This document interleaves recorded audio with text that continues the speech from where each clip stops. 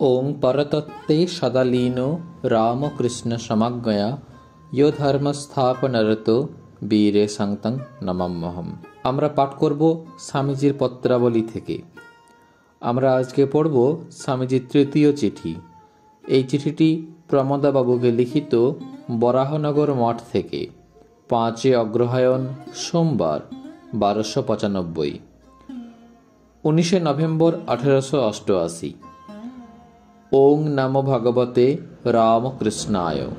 পূজ্যপাদ মহাশয়, আপনার প্রেরিত পুস্তকদ্বয় প্রাপ্ত হইয়াছি এবং আপনার অত্যুদার হৃদয়ের উপযুক্ত পরিচায়ক অদ্ভুত স্নেহরসাপ্লুত লিপি পাঠ করিয়া আনন্দে পূর্ণ হইয়াছি।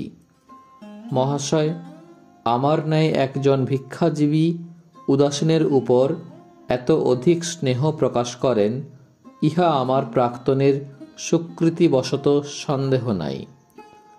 বেদান্ত প্রেরণ দ্বারা মহাশয় কেবল আমাকে নয়, পরন্তু ভগবান রামকৃষ্ণের সমুদয় সন্ন্যাসিষ্য মণ্ডলীকে চিরকৃতজ্ঞতা পাশে আবদ্ধ করিয়াছেন। তাহারা অবনত মস্তকে আপনাকে প্রণিপাত জানাইয়াছেন। পাণিনির ব্যাকরণ কেবল আমার নিমিত্ত প্রার্থনা করি নাই, প্রত্যুত এ মঠে সংস্কৃত শাস্ত্রের বহুল চর্চা হইয়া থাকে। বঙ্গদেশে বেদ শাস্ত্রের একেবারে অপ্রচার বলিলেই হয়।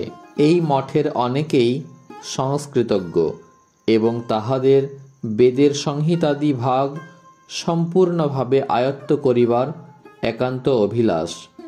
তাহাদিগের মত, যাহা করিতে হইবে তাহা সম্পূর্ণ করিব।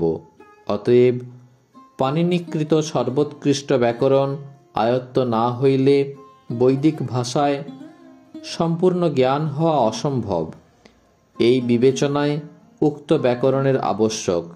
লঘু অপেক্ষা আমাদের বাল্যধীত মুগ্ধবোধ অনেকাংশে উৎকৃষ্ট। যাহা হোক, মহাশয় অতি পণ্ডিত ব্যক্তি এবং এ বিষয়ে আমাদের সদুপদেষ্টা। আপনি বিবেচনা করিয়া যদি এ বিষয়ে অষ্টাধ্যায়ী সর্বোৎকৃষ্ট হয়, তাহাই অর্থাৎ যদি আপনার সুবিধা এবং ইচ্ছা হয়, দান করিয়া আমাদিগকে চিরকৃতজ্ঞতা পাশে আবদ্ধ করিবেন। এ মঠে অতি তীক্ষ্ণ বুদ্ধি, মেধাবী এবং অধ্যবসায়শীল ব্যক্তির অভাব নাই। গুরুর কৃপায় তাহারা অল্পদিনেই অষ্টাধ্যায়ী অভ্যাস করিয়া বেদ শাস্ত্র বঙ্গদেশে পুনরুজ্জীবিত করিতে পারিবেন ভরসা করি।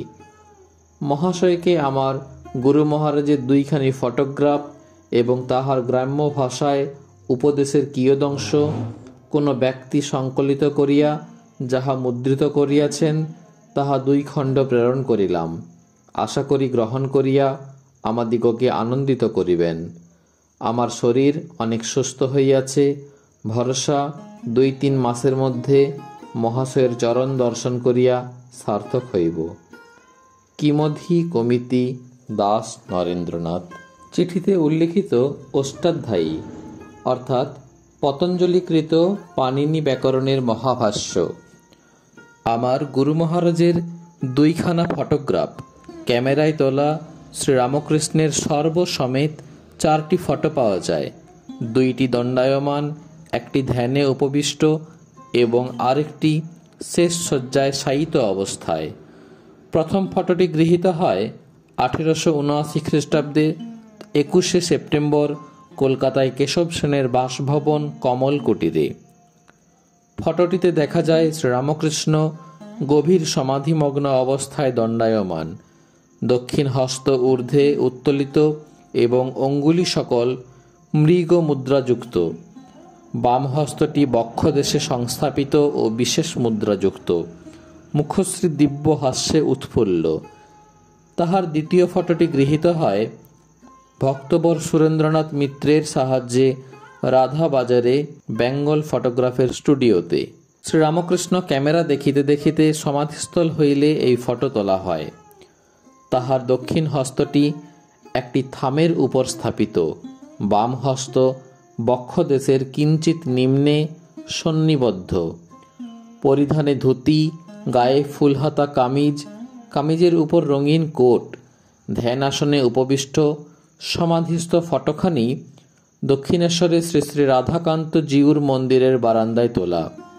কোন দুইখানি স্বামীজি পাঠিয়েছিলেন বলা কঠিন। উপদেশের কিয়দংশ অর্থাৎ কোনো ব্যক্তি সংকলিত এই পত্রটি 19 নভেম্বর 1888 তারিখে লিখিত। তৎপূর্বে শ্রীরামকৃষ্ণের উপদেশের যে সকল সংকলন প্রকাশিত হইয়াছিল তাহা হইল পরমহংসের উক্তি কেশবচন্দ্র সেন সংকলিত 24 জানুয়ারি 1878, পরমহংস রামকৃষ্ণের উক্তি প্রথম ভাগ সুরেশচন্দ্র দত্ত সংকলিত 1291 সাল ইংরেজি 23 ডিসেম্বর 1884। শ্রীরামকৃষ্ণের দেহাবসানের অব্যবহিত পরে ইহার দ্বিতীয় ভাগ প্রকাশিত হয়। তত্ত্বসার রামচন্দ্র দত্ত সংকলিত বৈশাখ 1292 সাল ইংরেজি 1885। তত্ত্ব প্রকাশিকা বা শ্রীযুক্ত রামকৃষ্ণ দেবের উপদেশ রামচন্দ্র দত্ত কর্তৃক সম্পাদিত ও খণ্ডাকারে প্রকাশিত। 1887 খ্রিস্টাব্দ জুলাই মাসের মধ্যে 3টি খণ্ড প্রকাশিত হয় এবং পরমহংসের উক্তি দ্বিতীয় সংখ্যা এবং সংক্ষিপ্ত জীবনী ভারতবর্ষীয় ব্রাহ্ম সমাজ হইতে গিরিশচন্দ্র সেন কর্তৃক প্রকাশিত 1808 শক মাঘ 24 জানুয়ারি 1887। এই পত্রে স্বামীজি সম্ভবত সুরেশচন্দ্র দত্ত সংগৃহীত উপদেশাবলীর কথাই বলিয়াছেন। ওং শ্রীরামকৃষ্ণার্পণমস্তু।